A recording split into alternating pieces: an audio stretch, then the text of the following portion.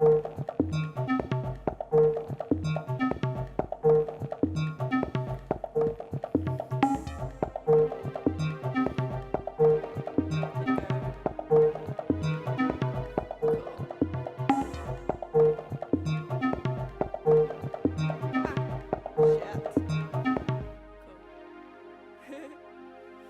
everyone. Firstly, like a big hello to Stockholm and a big thank you for InUse for flying me all the way here from South Africa to be with you today.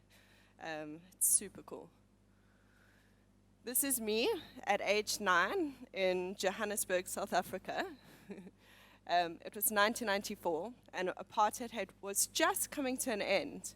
And I remember all of the white grown-ups talking in whispers about leaving the country. One day, my teacher brought 3 black children into my class for the very first time. It felt very new to me, and from that moment onwards, something changed in me forever. Apartheid literally means separateness, and was a way for one person to block out another, well, a lot of people. This is the context in which I grew up as a white South African. But globally, the idea of difference is very much a hot topic. With the rise of globalization and urbanization and immigration, we are having to interact with people who are vastly different from ourselves on a daily basis.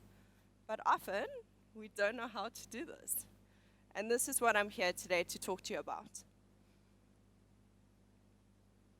I live in Cape Town now, one of the most astoundingly beautiful cities in the world.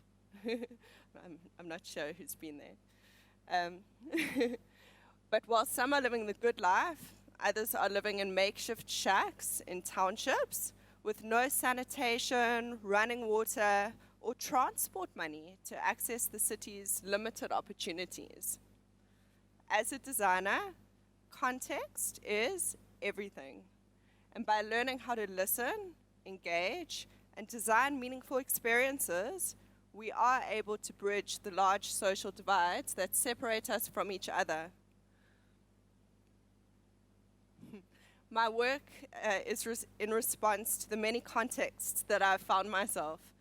I've been all over the world researching and participating in intentional communities and seeing how to use design to respond to real needs. This has taken me all over the globe and to some very strange and far out places like a desert, like an eco-village in the middle of the desert, where I studied community structures and permaculture design, learning from the genius of nature. It also took me to anarchist squats in Berlin, where I researched how those things work, sustainable city models in Scandinavia, and learning how the informal trade system works in downtown Johannesburg. And what I've learned from all of these varied contexts is that successful, self-organizing structures are built on 3 pillars: shared understanding, clear communication, and trust. There is a practice that I use that many of you may know about called active listening. Active listening requires that the listener fully concentrates, understands, responds, and then remembers everything that's being said. This technique, it opens up space for real engagement and real interaction. And once there's real interaction, we can be aware of everything around us. The people that live there, the context that they come from, their culture, their history, their values, and their needs. More often than not, the first brief that I receive is never the actual brief that I use after this technique of active listening. This is a project that the Royal College of Arts, London, asked me to run their social design module in the townships of Cape Town called Go Global. The brief was to work with local entrepreneurs and come up with some creative ways to grow to co-design and to grow their businesses. local entrepreneurs like Tempelani, a picture framer from Langa Township. The thing was, that we soon learned, was it was really different to communicate with each other and really understand each other's unique perspectives, because we came from very different environments, contexts, backgrounds, cultures. We spoke completely different languages and had different educational upbringings. So what we soon realized, was that we really had to come up with a creative way to be able to find ways of communicating and understanding each other's unique skills and perspectives. So we took a whole lot of colored dots, gold stars, colored markers, and these stick figure wire avatars that we got made by local crafters, and we ran these co-design workshops with the local entrepreneurs. All of the materials that we used was low cost, low key, and locally available. There was absolutely nothing fancy about them. And what was so amazing is that this creative process opened up space inside these workshops for the participants to really express themselves freely. What it also was so amazing about this process is that all of us were involved in designing this process in the moment. It wasn't predetermined. By diverting the focus from the participants to these wire avatars, it made the process a lot less personal for the actual entrepreneurs. So they were able to really express themselves more freely. It became less about them and more about the process. But what it also did was it opened up real engaging space where, although it allowed for the personal needs to become more clear. So because it wasn't directed at, this is a process from me to you. So, hey, what do you think about it? It's if this was you, what would this person think about it? So it allowed the personal needs to become a lot more clear. And it was really a cool moment for us to discover that. One of the coolest moments for us while developing this approach was when we resolved a year-long community dispute in only 2 hours. We couldn't even take a picture of this process before we started because people were so angry. But look at the picture that we took at the end. This is the power of active listening. This is the power of empathy. And this is what human-centered design is all about. The approach that we developed is called peer-to-peer. And it is just an approach, in a way. Each solution that's in here, or suggestion, more that is inside this kind of toolkit, is contextual and agile to each case. And it's by no means a one-solution-fits-all kind of approach, but more a new way of thinking about designing in a new social context. So it's an ongoing process. And this is the story of the Cape Town Laneway project. Laneways are narrow side streets and alleyways within the central city, many of which are closed off from the public and used for other services like parking from the adjoining buildings around them. We were super inspired by the successful laneway transformations of Melbourne and also the vibrant street culture of Berlin. And we decided to see how we could bring this concept back to Cape Town. The thing is, and what we knew, is that we needed to get the public, the city, and the local businesses involved in order to bring this concept up to a city level kind of thinking, way of thinking. So we did our research. And when we went all around Cape Town and we mapped out all of the laneways and saw how they were currently being used and not used. And what we realized is that most of them were actually not being used, and they were closed off from the public. Furthermore, we also realized that these laneways are actually prime property in the inner city and make really good business sense for the building owners who often don't see the potential. We spotted Barrack Lane in a dirty, developing part of Cape Town in the East City. It was previously used as a drug den and a public toilet, but we thought that it was kind of cool. And we saw the potential to open it up to the public and transform it into a vibrant, community-led public space, a space where people could meet up and connect and also inspire street life and street culture around them. So we gave it a bit of a rebranding. We gave it a name, and we gave it a personality. And then it was activated by surprising and unusual activities that really captured the public's imagination and their interest. Early morning street yoga to the sounds of traffic, a neighborhood barbecue, an interactive treasure hunt that ended up in like a massive street party for everybody to enjoy. And people loved it. Barrack Lane became a talking point and a new meeting point in a dirty, developing part of Cape Town. Not only did we get the public and city talking, but we also started long-term conversations with the building owners in order to make more permanent changes possible. It won a Design in Durban award. It became a World Design Capital project, and it sparked a new way of thinking. What did we learn from it? We learned that it is possible to create large-scale city changes by creating small-scale examples of what this could look like. Sometimes people just need to have a lived experience of something in order to really buy into this concept. When we are surprised, engaged, and our senses are activated, we're really able to be in the moment. And why is it important to be in the moment? Because when we're in the moment, we can connect to ourselves and each other, we can connect to our environment, and we can really connect to what it's all about.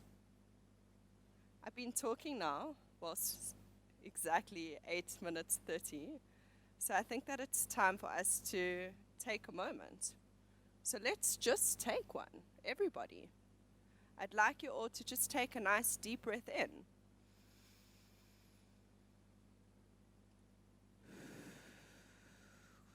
Come on, everybody, another nice deep breath in.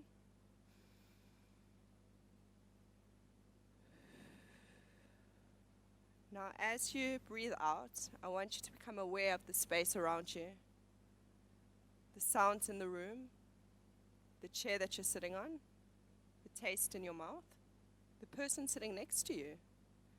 Don't be shy. Say hello. These moments are becoming super rare in this fast-paced world where everything is wanting our attention now. Time is our most valuable resource, but we are filling up every last minute that we have with minor distractions. An email to send, a text to respond to, a photo to upload, a tweet to like. By forgetting to be in the moment, we are losing the art of conversation. Our relationships are suffering, and our creativity is being minimized. But the good news is that being in the moment can happen naturally and can happen through design. At True Story Studio, we really believe in this idea of surprise. When you are surprised, and you're part of a really surprising experience, and you're invited to participate in it, you can see things in a new way and have a new perspective. When you are surprised, you are taken out of your normal sense of being. And in this sense, you are in the present. And in the present, the designer has an open canvas to work with. So at True Story Studio, we use this concept of surprising props a lot. A surprising prop is a physical object that takes big questions, ideas, or high-level concepts and transforms their essence into a physical touch point that we can connect to. So let's just explore for a few minutes the power of props. This is the giant plastic shoe prop. Waste is a massive problem in Hong Kong, with most of the world's plastic waste coming from China. We were invited by the World Trade Center Hong Kong to design an installation that showed people the importance of recycling, but also how waste can be upcycled into something beautiful and valuable again. So we came up with this giant shoe. It was a big, massive giant shoe made of 170 reused milk cartons. And what was the result? By using this giant, massive prop, people were not only interested in why this thing was there in the first place, but it also started a large-scale conversation around waste. This is my fortune cookie sharks props. Sharks are one of the most feared predators in the ocean, but there's actually only a 1 in 32 million chance of getting eaten by one. For sharks, the statistics are a little bit different. 100 million sharks get killed every year. A third of our shark species are actually considered endangered, and some are near to extinction. So Save Our Seas Foundation asked us to come up with a way to give some sharks some positive PR. So we came up with this concept called Good Shark Karma, where we got body-painted shark characters to hand out fortune cookies with important shark facts on a popular beach in Cape Town. And it really worked. Like, not only were we able to change the perception in Cape Town, but the concept spread all over the internet, getting over 1 million hits. These are speech balloon props. We were asked to do a launch at Workshop 17, one of the biggest co-design spaces in Cape Town in the V&A waterfront. And we decided to use these speech balloons as a way of getting people to write down their ideas in a space that stood for ideas and collaboration. And people really loved it. They felt included from the moment that they entered the space.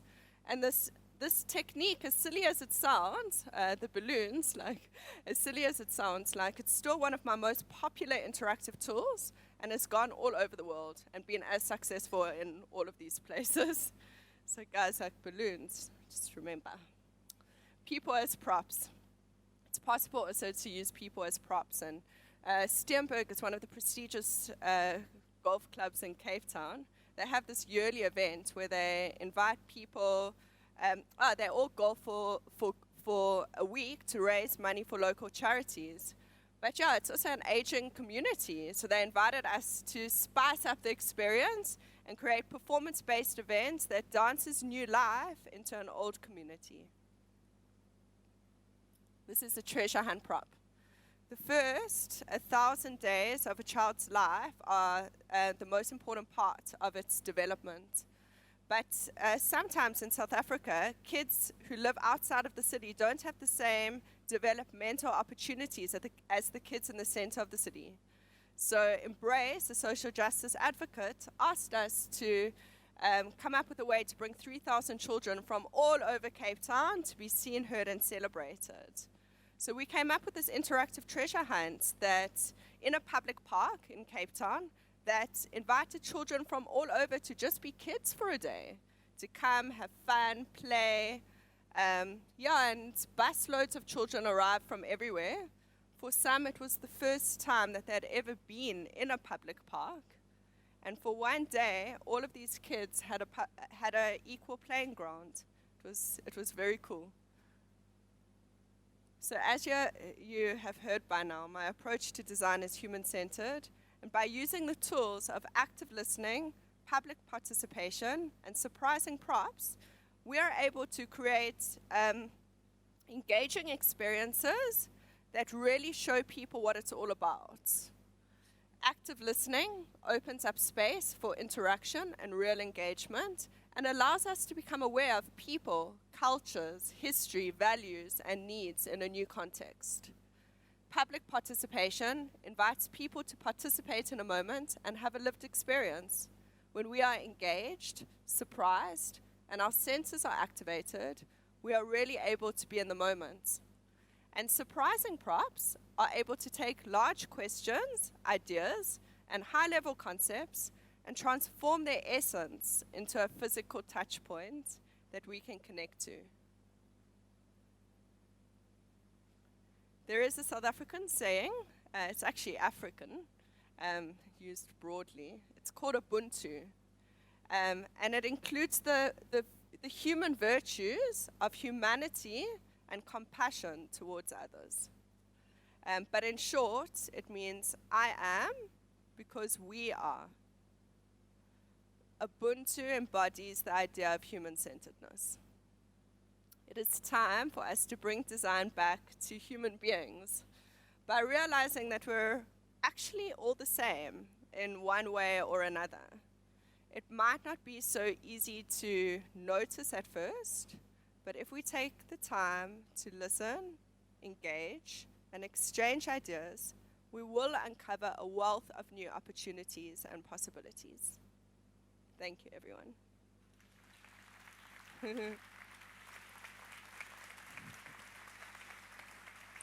Thank you, Danielle. Thank you. Let's go over here. So that was brilliant to hear.